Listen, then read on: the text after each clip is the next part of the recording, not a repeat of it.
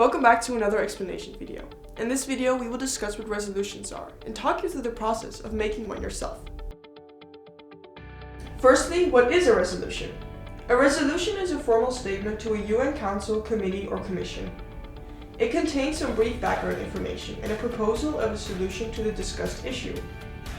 It is expected from each delegate to write resolutions about at least 2 issues that are discussed in your committee. It is important to remember that a resolution should represent the position of a majority of the UN member states, rather than the opinion of just one country.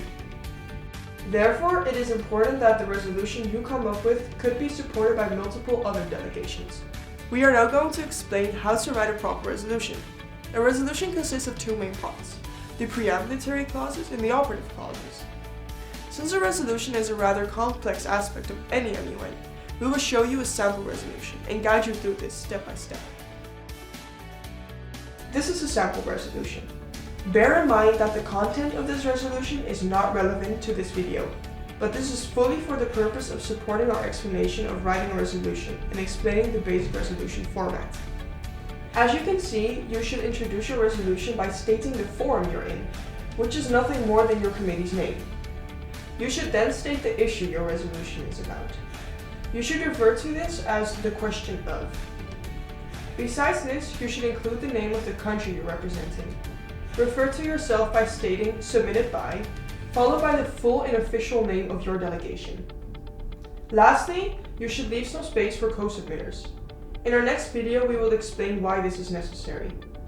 It is important to note that all these points should be written in capital letters, as you can tell from the sample resolution. Moving on, you should state the forum you're in, which should also be in capital letters. Make sure to add a comma after this. A resolution can be seen as one long sentence, and therefore you should only add a full stop at the very end of your resolution. After this, you can start writing your pre-ambulatory clauses. The pre-ambulatory clauses can be seen as the introduction to the resolution. In these clauses, you summarize important background information about the issue to illustrate the issues. This can be done through referring to former UN resolutions, mentioning official facts and figures, congratulating countries and organizations that have already put a lot of effort into solving the issue, and emphasizing the difficulties that have been encountered in the past. Structure-wise, it is important to start your pre-ambulatory clauses with certain standard phrases, which should be in italics. These phrases could, for example, be reminding or noting with appreciation. In the description, we will include a list of all the phrases you could start your pre-ambulatory clauses with. Once again, remember to only use commas at the end of each clause. After this, you can start writing your operative clauses. Operative clauses are concrete plans to attempt and solve the actual issue. Content-wise, we can't really help you with your operative clauses, as they are fully dependent on the issue that your resolution is about.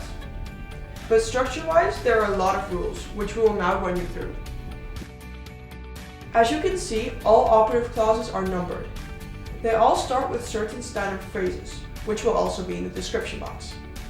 These phrases should be underlined and followed by a possible solution to solve the issue. The first type of operative clause is clause number 1. It is one sentence ending with a semicolon. There is a possibility of adding specifications to clarify your plan in an operative clause by the use of subclauses. In clause 3 of this sample resolution, you can see how this works. A plan is introduced followed by details, which should be referred to with letters.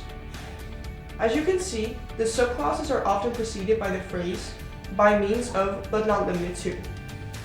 This shows that you are open to any other suggestions by other delegations. The last type of operative clause is one in which a subclause is followed by another subclause. Operative clause number 2 illustrates this.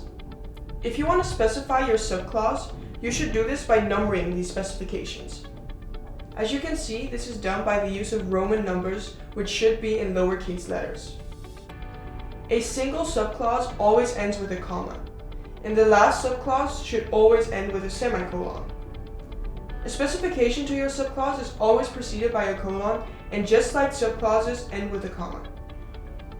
And those are all the operative clauses and their variations. We hope you now feel more confident in making your own resolutions.